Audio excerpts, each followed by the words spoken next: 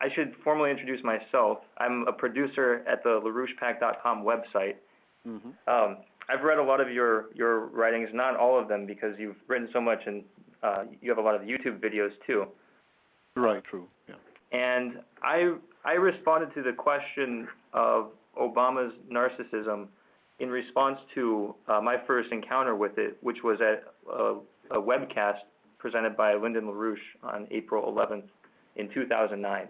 Right. And he was very, very straightforward that Obama has a narcissist personality type, which he compared to Hitler and Nero, and further said that as president, Obama was susceptible to influence by a cabal who was around him, and that under the current conditions of the economic breakdown, you had a dangerous mixture with Obama's personality and his being president. So when I took that up, this diagnosis of Obama, one thing that I found was that in just discussing this casually with people, that a lot of people had difficulty confronting this because they're in denial. Yeah. Well, yeah, they would, without a critical analysis, they would try to see Obama as a projection of, say, flaws they saw with themselves. Oh yeah, he has a big ego, or he's vain or arrogant. But when I was forwarded your writings on it, I realized that this goes much deeper beneath the surface than most people had confronted. That's very true. Yes. I guess the first question would be if you could just describe, to start the discussion, what the basis is for the narcissistic personality disorder. Well, it's very difficult. I mean, people find it difficult to make the distinction between their traits and shortcomings and frailties and the narcissist, because we all have a modicum of narcissism. We all have what is called healthy narcissism. Without healthy narcissism, we would not look out for ourselves, we would not have personal boundaries, we would not be ambitious, we would not pursue goals, etc., etc. So healthy narcissism is, as the name implies, healthy. So we are all acquainted with narcissism, and that's where people find it very difficult to distinguish the malignant psychopathic narcissist from your garden variety narcissist. I mean, someone with narcissistic traits, or with a narcissistic style, or with a bloated ego or something. But as you justly said, the difference is profound. The malignant or psychopathic narcissist lacks empathy. In other words, he lacks the crucial faculty of feeling human, of experiencing what it means to be human. The narcissist is, to a very large extent, a form of artificial intelligence, sort of an alien in the truest sense of the word, because he has never experienced his own humanity or humaneness, and he cannot empathize with other people. He cannot put himself in other people's shoes. He cannot feel for them, because he also lacks the emotional apparatus. He lacks emotions, or at least access to his emotions.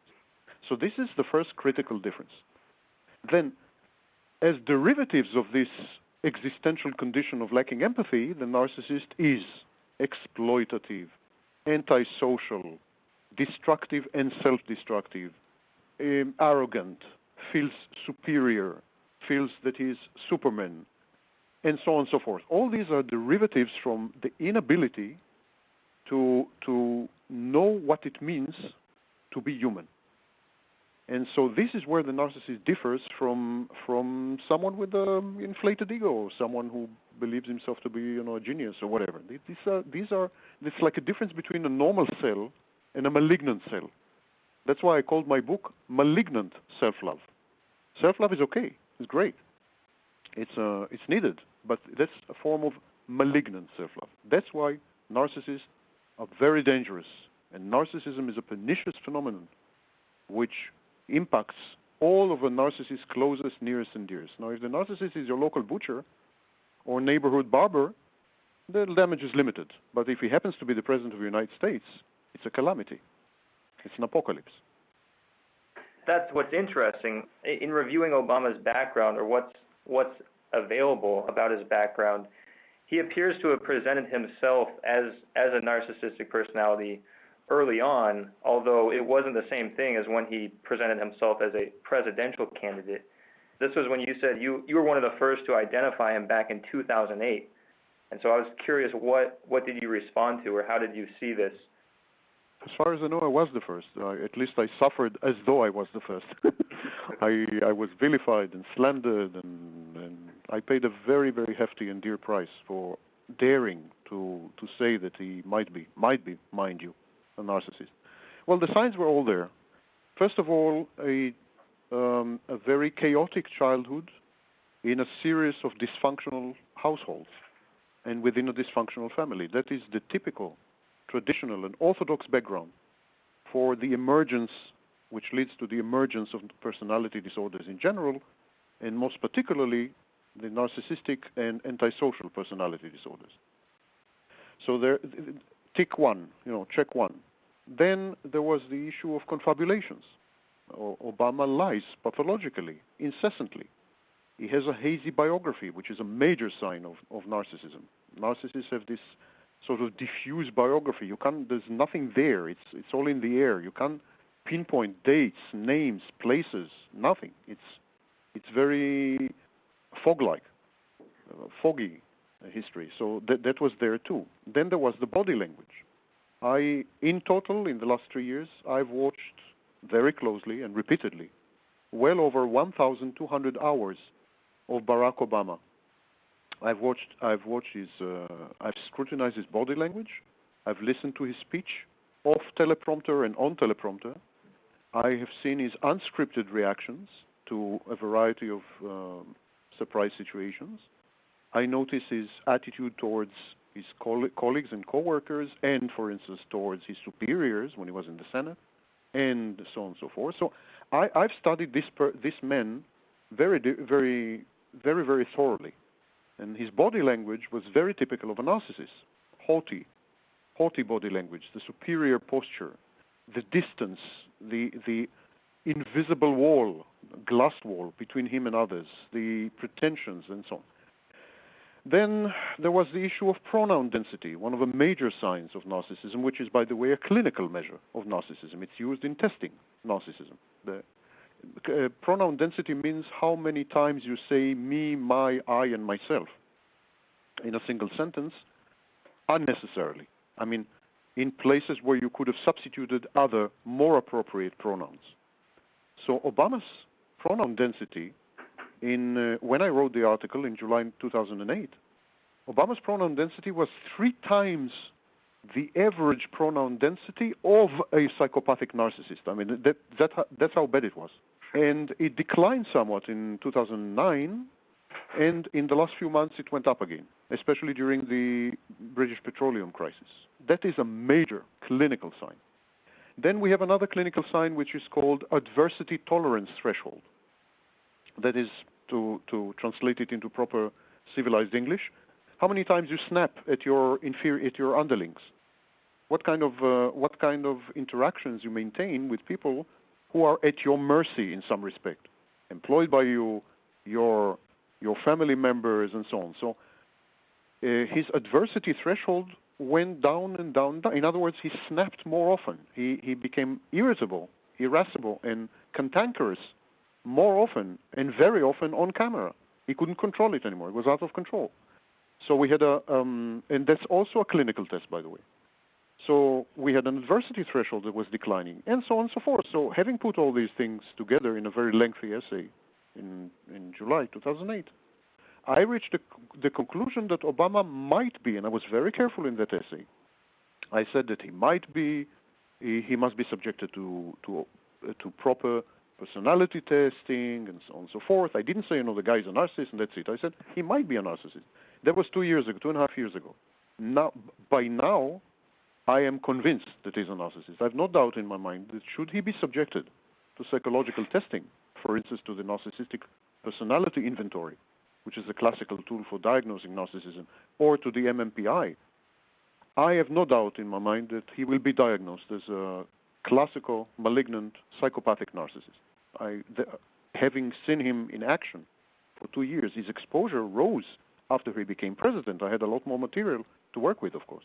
It's mainstream now, absolutely mainstream. I mean, you find people like George Will and George F. Will and Krauthammer, and even Time magazine, and not to mention the Financial Times and so on. I mean, now it's mainstream.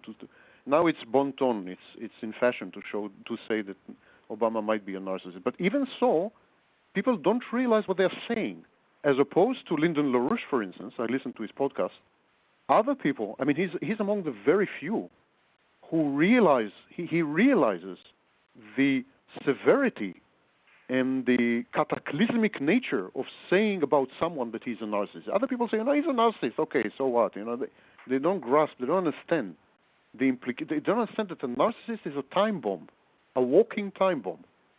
It doesn't have to be a Hitler. It doesn't have to be a Nero. I think the institutional character of the United States is such that it would be very difficult for Obama to commit genocide or to open concentration camps or to legislate race laws. It's not. I don't think he will express himself. I don't think his narcissism will be expressed exactly the same way Hitler's was, or Stalin's was, or Nero's was. But it would be as destructive. In this sense, LaRouche is right. It would be as destructive. One way or the other, the devastation, the wasteland in the wake of the narcissist is as big wherever the narcissist acquires power. So a Hitler left behind a devastated continent. Obama might leave behind a devastated economy. But the devastation would be equally profound, equally deep. I wanted to follow up your initial summation of narcissistic personality disorder with some more focused questions, which I drew from your latest article. But before that, I just thought of asking if you would be willing to share the nature of the vilification and slander. Do you think that may have come from Obama, or that there's any significance? No, I doubt very much if Obama is even aware of my existence. But his fans, and I don't think it was a coordinated sort of thing. I know there was a conspiracy in the Secret Service or the CIA or the corridors of power of the West Wing to vilify and slander Sam Vaknin, the unknown Sam Vaknin, yes, as far as Obama goes. I think simply that Obama has these acolytes, these sycophants, and these robotic fans, unthinking, totally, and they think they are doing their idol and divinity, in a way, a favor by taking down anyone who dares to question his credentials, his biography, let alone his character. And that's what they did. They spread malicious rumors. I've had numerous lectures canceled. They organized campaigns of letter signing and petition campaigns, and they were very effective, I must admit. They were very effective. And unfortunately, in Europe, there's still this aura. Europeans are just waking up slowly, very slowly. Eastern Europe is waking up faster than the rest, but Europe is still enamored, still in love with Obama. So I'm leaving Europe. I paid a very, very hefty price. Would you say for that reason that Obama has this kind of following, that a distinction exists between him and then the average common narcissist? No, all narcissists create a cult. The cult around the narcissist could consist and subsist of his family, or even his wife. In case the cult is a two-member cult, we call it shared psychosis in psychology.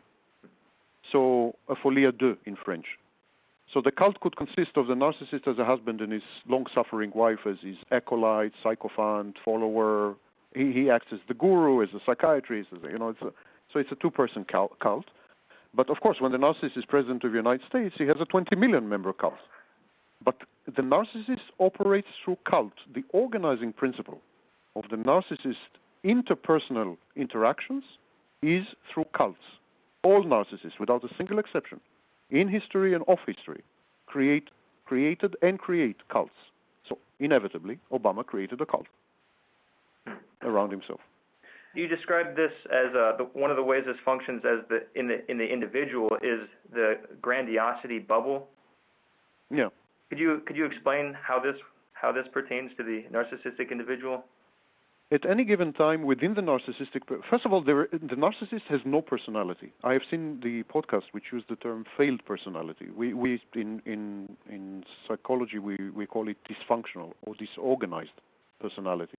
But the truth of the matter is that narcissists have no personality whatsoever. Narcissists in this sense are also aliens because they are the only species or subspecies of humans devoid of a personality, of an inner kernel. And this is a result of early childhood, usually, abuse and trauma, combined probably with some genetic propensity, but mainly early childhood abuse and trauma. To defend against the recurrent and repeated abuse and trauma, the child invents a structure, a psychological structure, which is called false self. It is called false self for a very good reason. It's false. And then the child transfers all the functions which are usually in normal people reserved to the personality or what Freud used to call ego, transfers these functions to the false self, and they are also tainted by this transfer. They become fallacious as well.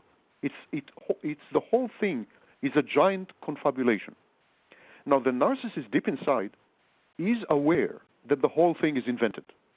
He is aware that he is a walking piece of fiction. He knows it.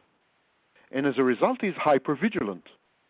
The narcissist is very paranoid. He's very careful. He's afraid of being exposed for what he is, a vacuum wrapped in a shell, a vacuous bubble. So he's very hypervigilant. He protects his turf. He is very alert to slights and insults, both real and imagined or imaginary. And then the narcissist operates a series of psychological defense mechanisms. One of them is denial. He denies information that is coming from the outside and implies that his false self is not as omnipotent or omniscient as he pretends. That's one mechanism. Another mechanism is projection.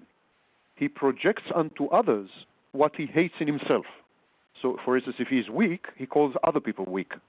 If he's a liar, he calls other people liars, and so on. So this is projection. And then there is projective identification.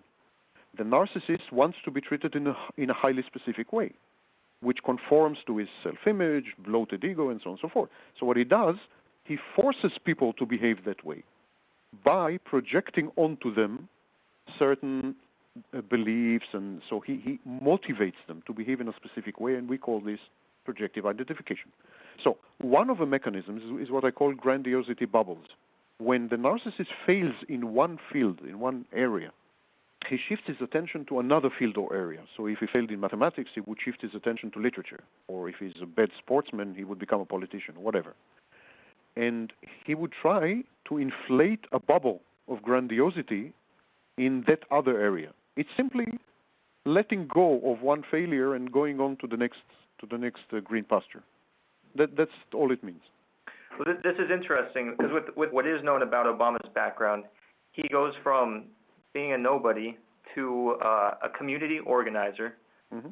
From there, he decides to graduate from Harvard with a law degree, then become an author, and then a lot of people, would have thought maybe he was looking for a career in local politics or in the judicial system, but he goes on to teach takes on a faculty position lecturing at a university.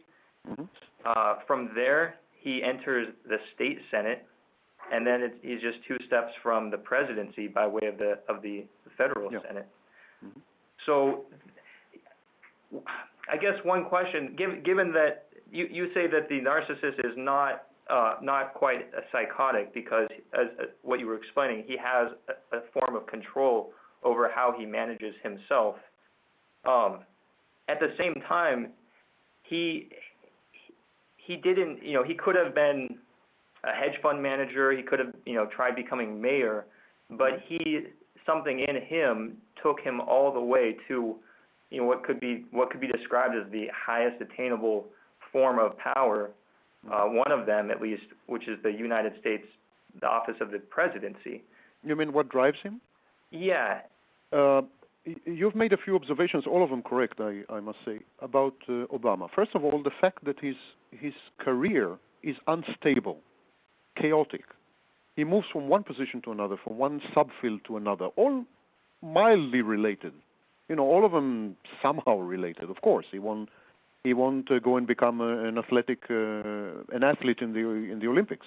So it's all related somehow, but still it's very haphazard. It's very chaotic. It's very desultory and itinerant. And this is very typical of narcissists. Now, one of the things that convinced me that he might be a narcissist is that narcissists have a very bizarre duplicity, very bizarre dichotomy. One part of their life is ultra chaotic. You can hardly follow the ups and downs and the changes of venues, and it's very chaotic. While another part of their life, it's as though they have multiple personality. One part is very chaotic, while another part of their life is very stable, actually almost stale and stagnant. So, for instance, take Obama. His career, as I just said, is itinerant, desultory, and is hard to follow. Yet his family life is very stable. Now, that is not typical of normal people. Normal people, when they encounter instability in one area of their life, this instability tends to affect the entirety of their life. If you get fired, you tend to fight with your wife. If you tend to fight with your wife, you may divorce. If you divorce, you move, you relocate, If you relocate, you meet another woman, you get married again, and so on. So instability is infectious. In a normal person, instability is infectious.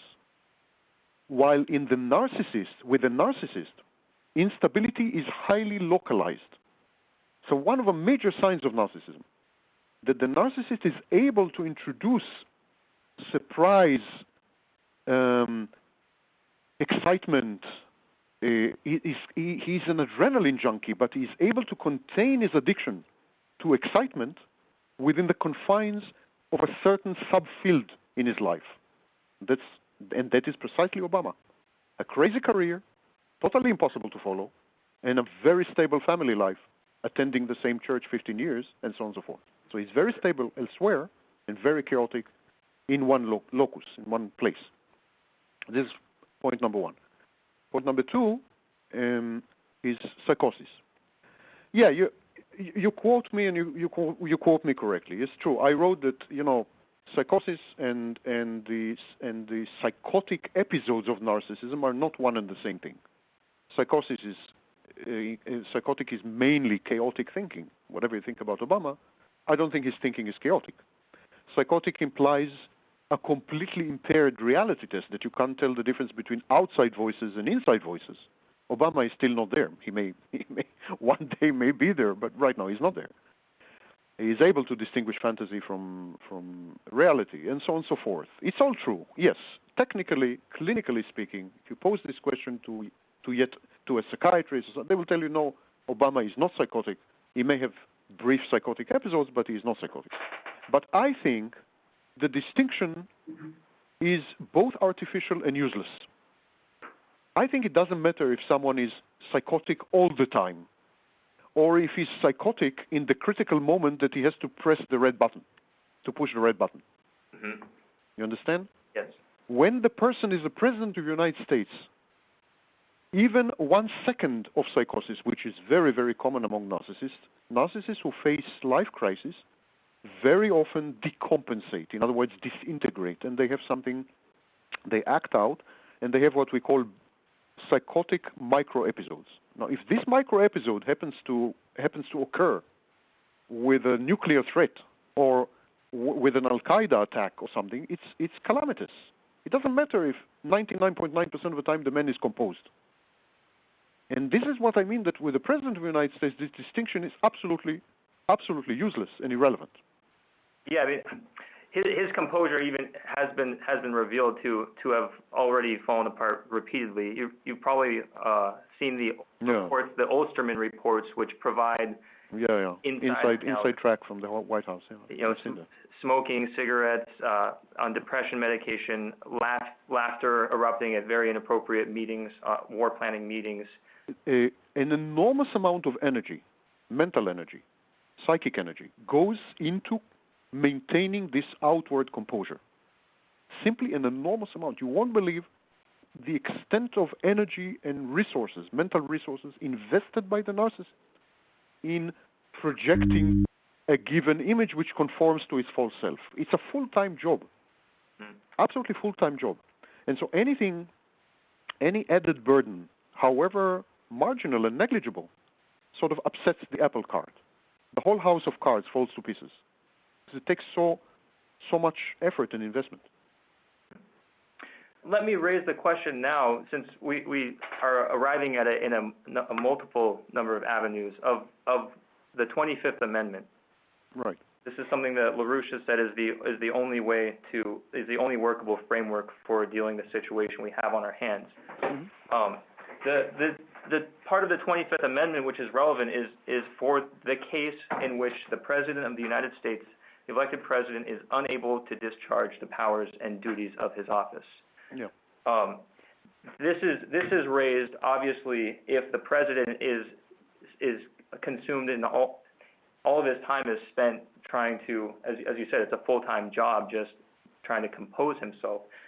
A second consideration which I think also exists, and I'll tell you how I arrived at this, was by way of an old profile from the Second World War by the Office of Strategic Services. Yeah, Adolf Hitler. Yes, I know. Yes, and a particular passage there made the point that once Hitler had attained the position of power he had, when his source of narcissistic supply was running out, after attaining that position, he really had nowhere to go. He had already achieved the highest point of success, beyond which it was impossible to go. And what was described in this report was a kind of a collapse, which in this particular case, meant something very, very specific for history, how this case was resolved. Mm-hmm. Do you think, say that Obama is able to compose himself, which I'm hypothetically, is there a second form of danger of what Obama might do just in trying to find his supply once he becomes disappointed with speaking tours? What kinds of things might he consider? Yeah, very good question. If I may give you a compliment. It's an excellent question. I've never been asked this question before, and it's really an excellent question. As you recall in the previous answer that I gave you, I used the term adrenaline junkie. And I think that's what you're alluding to. Narcissists are adrenaline junkies.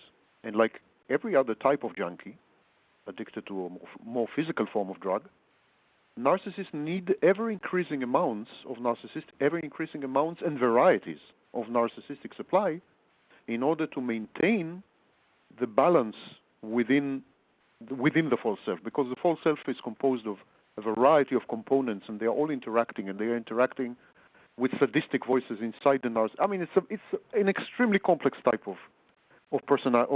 I wouldn't call it personality. Extremely type of landscape, inner landscape, and it takes a lot of narcissistic supply to maintain this landscape in a semblance of order, in a semblance of composure, a semblance of functioning.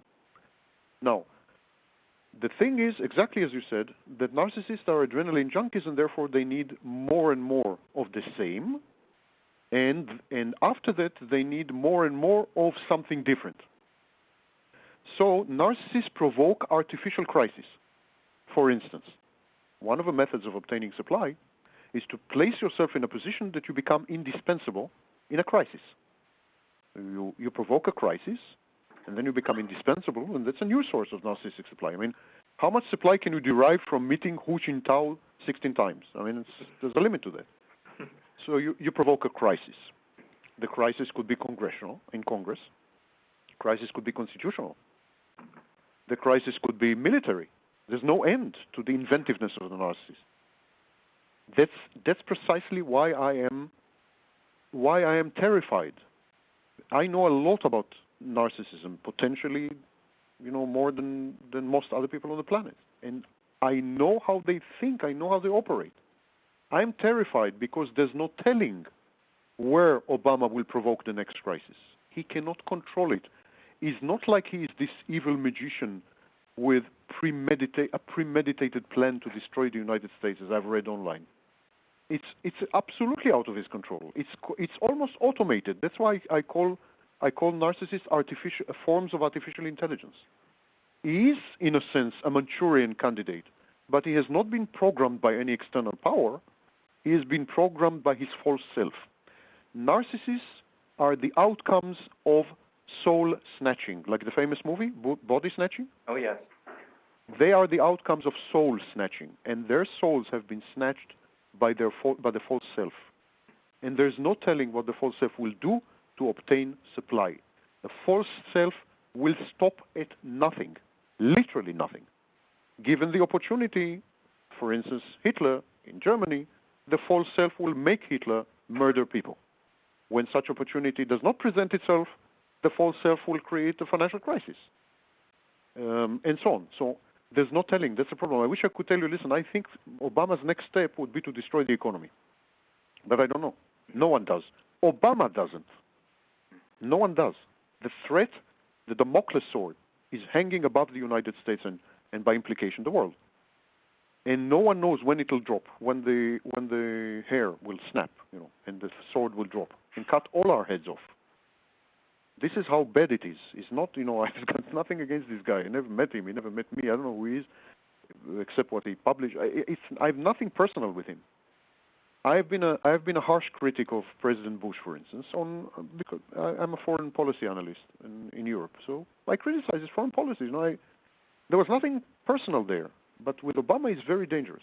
So this addiction to narcissistic supply can drive him and the world into uncharted territories, simply uncharted.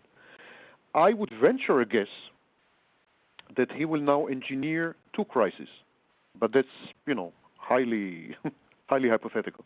I think the first crisis will be constitutional. I think he's going to go head to head with the new Congress. Mm-hmm. And provoke a massive constitutional crisis which will endanger the foundations of a republic, in my view. And the second crisis, which is already, has been working on for 2 years, would be an economic crisis. Now, people don't understand. They don't understand narcissists. The bigger the crisis, the more the narcissist thrives. It's exactly the opposite. Normal people, when they are faced with a crisis, they shrink back. They feel bad. They try to avoid it. It's like pain, like fire. Narcissists thrive, they flourish, they blossom in states of crisis. They provoke crisis because that's their natural state, that is their comfort zone. And people say, poor Obama, analysts in Europe, poor Obama, he inherited the crisis situation, he would have loved to have a country with no crisis. It's absolutely exactly the opposite. Mm-hmm. He would have loved the crisis to continue throughout this term of his in office and potentially his next term. Because that makes him indispensable. That makes him wanted, important, center of attention. All the eyes are on him. Even the defeat in the current election, cycle, believe it or not, even this is a form of narcissistic supply. Because Obama was at the center of attention for 48 hours or 24 hours. This is how distorted these people are. For instance, they love to go to jail. They love to do time. Because when they go to jail, the cameras are there. Everyone Madoff. Everyone is on the case. Everyone follows. Everything is reported minutely. They are in heaven. It's heaven. It is only when they are ignored that they fall to pieces. I think this is a delusion, but a lot of people have the fantasy that if Obama were allowed to remain in office, if the 25th Amendment were set aside, the delusion, the fantasy is that Obama could be counseled, could receive therapy, and then adopt a normal personality type, which would be a tantamount to being, if Obama would do that, he would be forgotten, he would be ignored. He would be average and common. That is a death sentence as far as a narcissist is concerned. This is high nonsense. First of all, narcissistic personality disorder is utterly untreatable. You can modify some behaviors, render these behaviors or conduct socially acceptable or less abrasive, less grating. But that's a maximum. And it's not my words. It's people like Theodore Millen. I mean, the giants in the field have written that. And most psychiatrists and psychologists, when they, if you ask them directly, they will admit that they prefer not to treat narcissists because it's a Sisyphean effort which results in nothing. Definitely, no one can adopt a personality. A personality is the outcome of thousands, if not millions, of processes, events, reactions, interactions, interpersonal relations, and so on and so forth, over many years.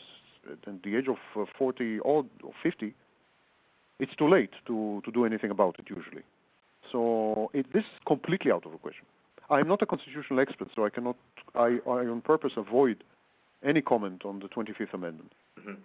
And I'm hardly a political analyst of the Washington scene, the belt, and so on. So this is not my field of expertise. But narcissism is. And there is nothing you can do to change Obama's personality. You couldn't do anything about it at the age of 16, let alone 49. We're very, very thankful that you took this question up today, but also over the past 12 years. I don't know if you thought that it would become one of the most important questions for civilization, but it appears that that's the case. It's very gratifying to hear that. No, but I think that narcissism is that our civilization gives rise and succor and encourages narcissistic traits and a narcissistic style. Narcissists have a bigger chance of making it in our in current day civilization because it's malignantly individualistic. It's natural selection inclined. It's Darwinistic. It encourages narcissism, and as consequently, narcissists keep coming to the top. In the last 100 years, if you look, review history in the last 100 years, you will see that maybe 70 or 60 or 70% of all leaders are to some extent, and sometimes to a very serious extent, narcissists. And now it happened in the United States, and that's potentially the worst news ever. Obama has just suffered a major defeat. That's something we haven't discussed. Right. He has just suffered a major defeat. Now, narcissists react in 5 ways to a major defeat. There are 5 default behaviors. Would you like me to go into them briefly? Yes, please.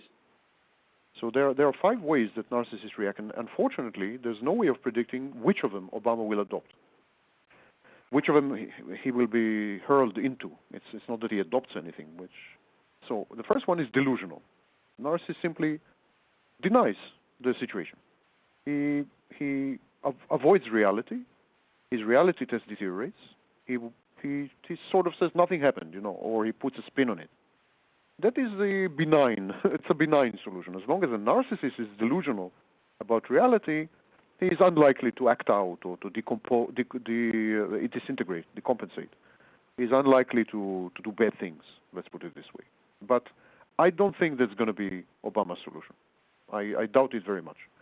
I think Obama will gravitate towards the other 4 solutions.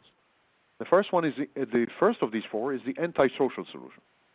The antisocial solution goes like that. These stupid people don't appreciate me. They don't appreciate my intellect, my commitment, my dedication, the sacrifices I'm making. They fail to recognize my talents, my innate superiority, my brilliance, etc., etc., etc. So they are pusillanimous and stupid. They don't deserve me. Okay, this is the dialogue, the inner dialogue that goes on in the narcissist's mind.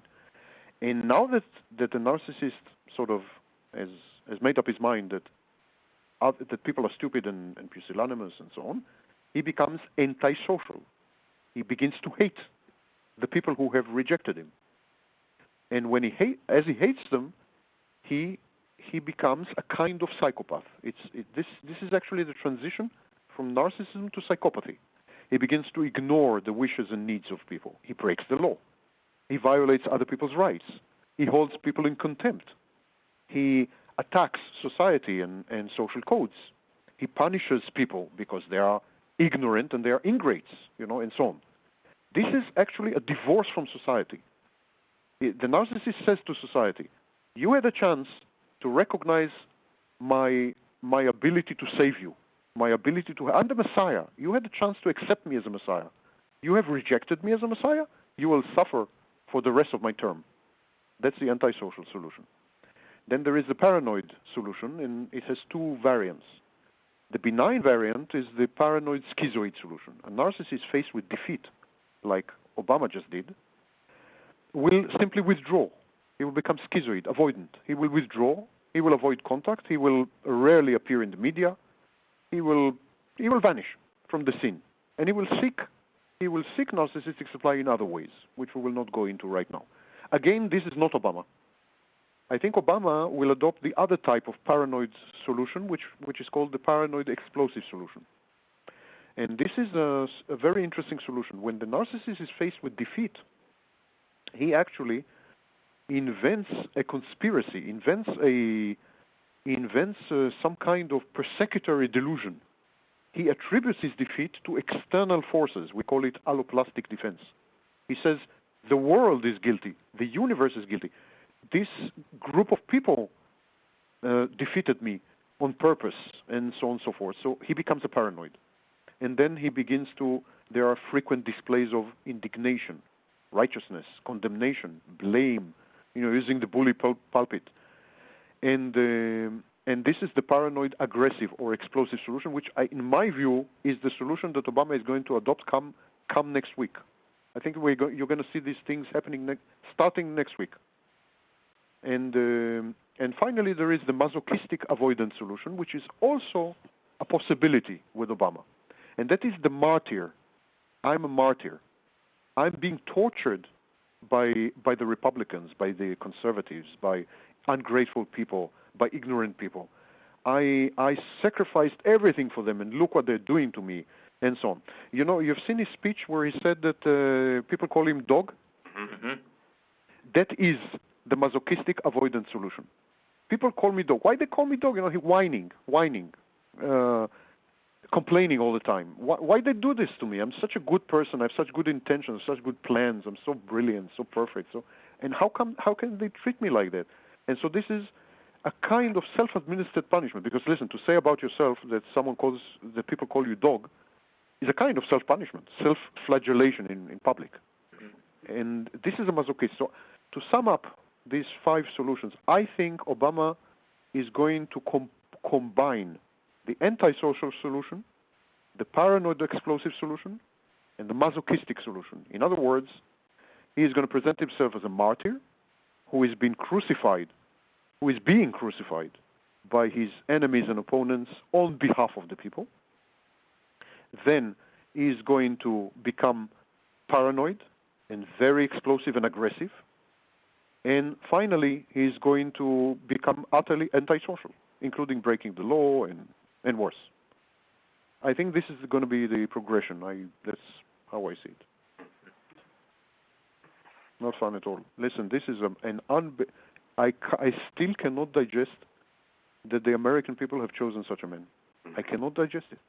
With no past, no track record, no history, largely fake biography, fake or you know what, hazy biography, zero experience. I mean, it's unbelievable that you have chosen such a person. It simply defies, it's flabbergasting, defies belief.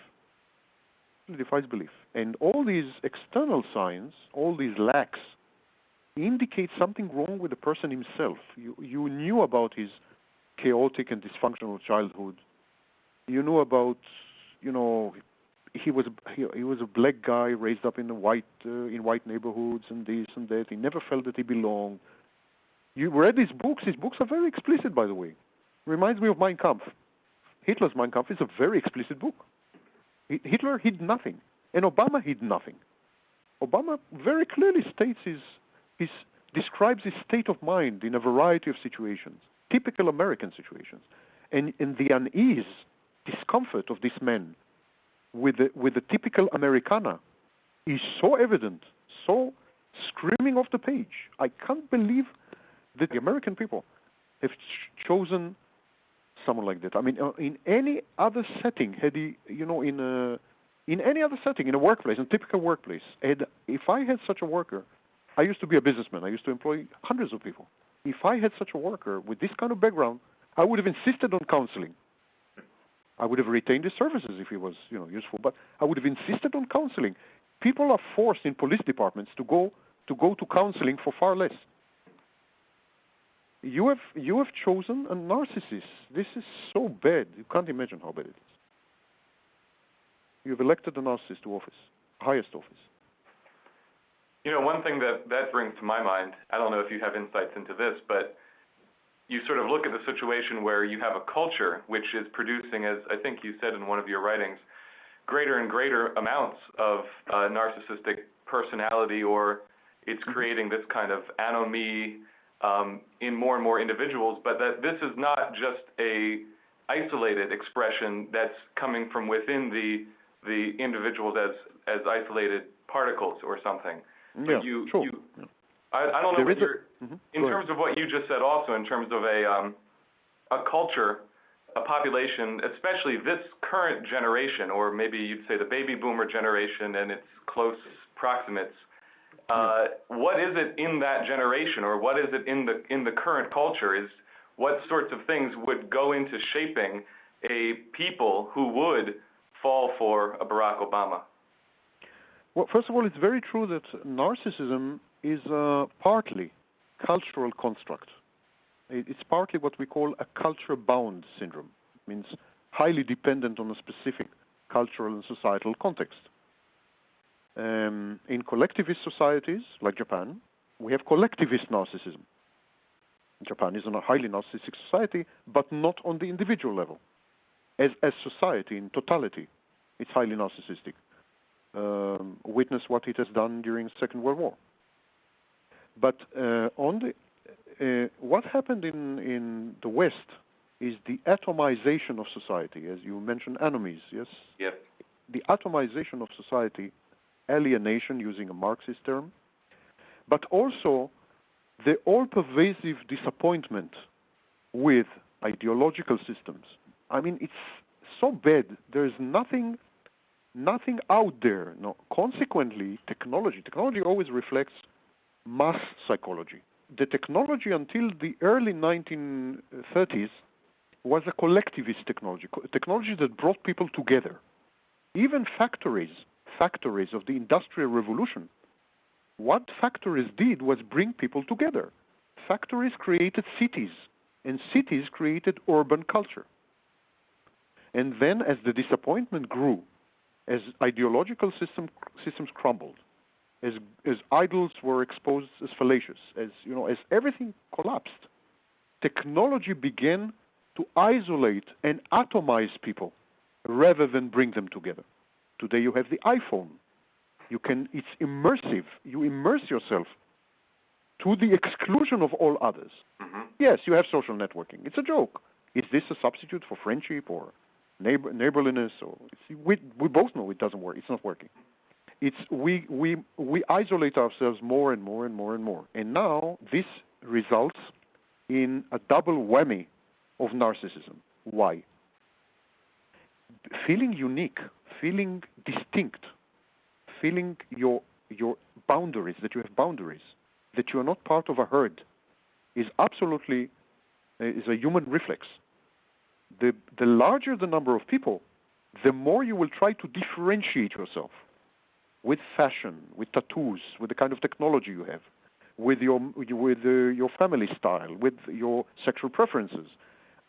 All of this has one thing in common: narcissism, self-assertion.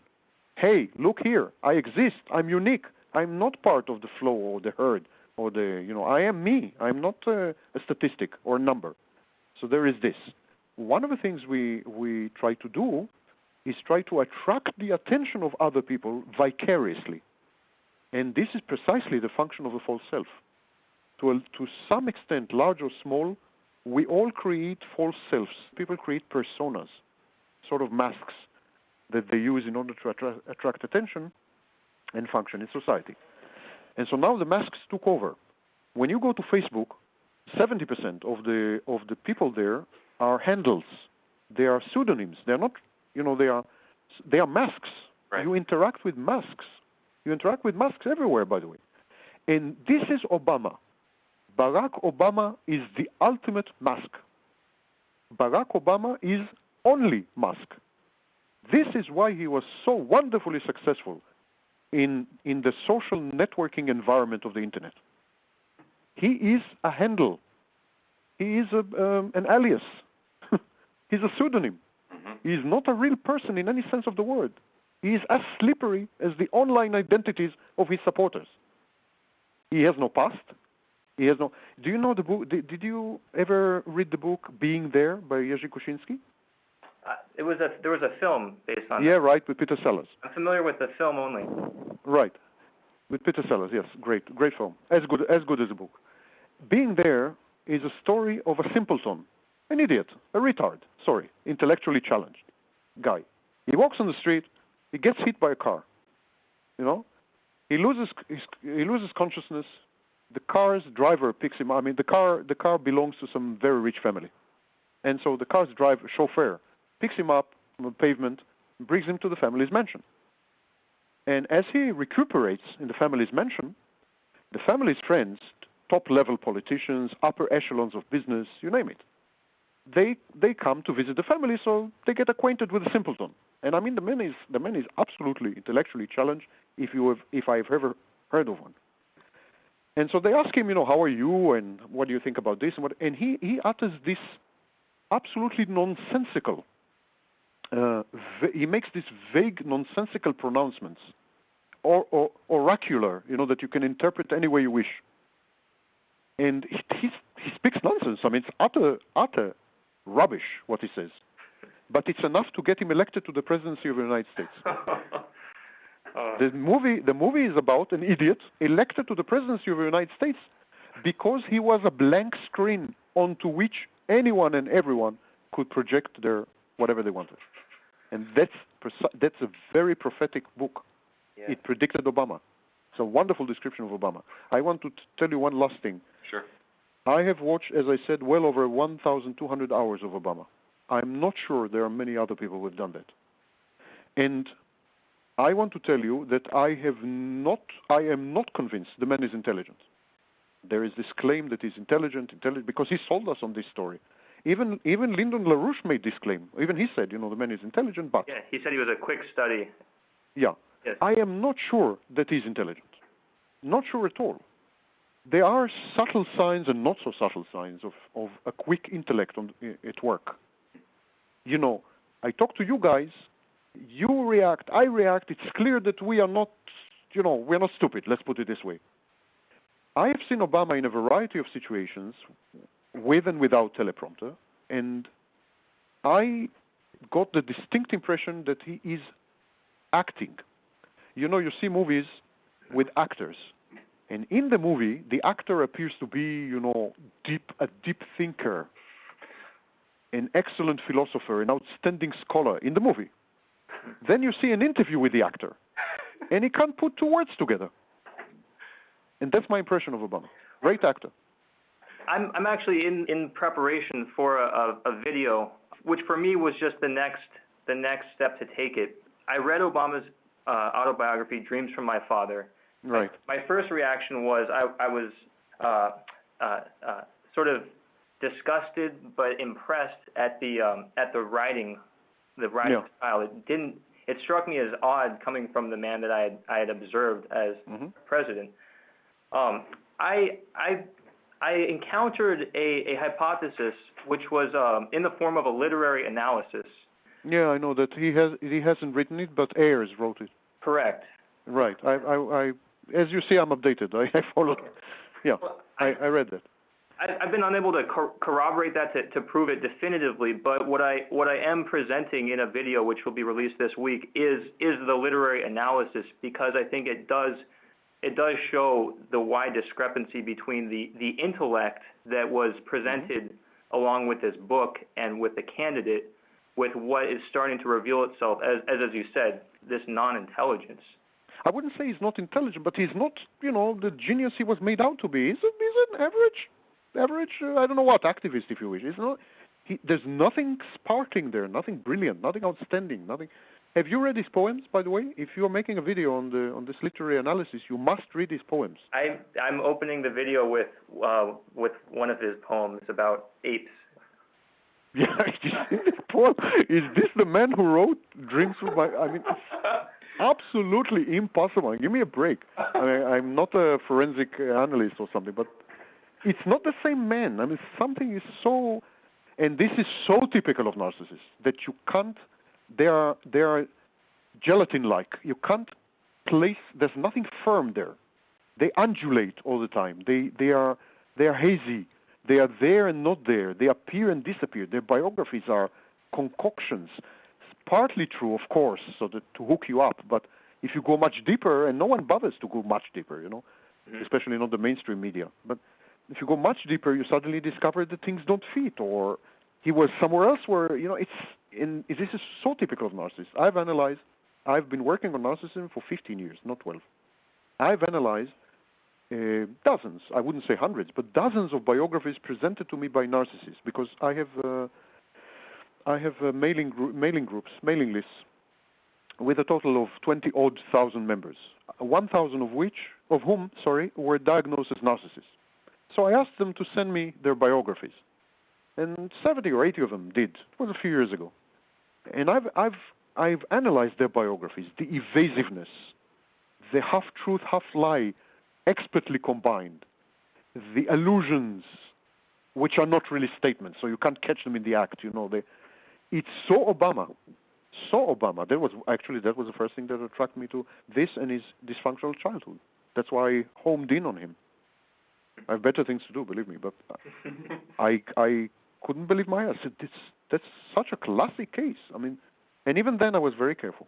I said he might be a narcissist. I tried to give him the benefit of the doubt. But now, 2.5 years later, forget it. The guy is for sure a narcissist. One thing I just want to bring up before we end, maybe just for fun, but I think it would be interesting. Brent and I both happen to be amateur musicians. Right. He's a pianist and I'm a singer. And we've both just recently taken up an informal study of Mozart's opera Don Giovanni. Mm-hmm. For the very reason that I think it's very much almost a clinical study of both the personality of a narcissist in Don Giovanni and the way that the rest of the society, in the form of the other characters, submit and respond and react to the personality of the narcissist. That's very true. Believe it or not, I never thought about it. That's very true. That's very, very true. And I mean, one of the provocative things, one of the very important things about it, I think, is as is the case with a lot of classical art, classical drama, and some of the better operas. It is a real tragedy. It's a study in real human historical tragedy, but so much of the tragedy is very much the product of exactly the kind of situation that we're discussing here with the Obama. Exactly. I mean, narcissism is a Greek tragedy in the sense that it is inexorable. It emanates from inside. Your own shortcomings, your own deficiencies, bring about your dissolution, your death, your punishment. It's nothing you can do. In a way, the narcissist is a tragic figure because there's nothing he can do about it. It's stronger than him, and there is this, as I said, inexorable feeling that you can't stop. You as a viewer or a listener, you want to jump on stage and say, "What are you doing? I mean, wake up, man! I mean, you can stop it. You can do something about it." Madoff, for instance. Consider Madoff. Probably a classic narcissist, if I ever saw one. Also psychopathic. But consider Madoff. Why the hell did he need this? What for? The man was independently like something. It's something stronger, something that is... I've written about the psychology of corruption. And you know, the typical, when you read, I just gave an interview to Al Jazeera, and I had a very fiery debate with the head of Transparency International.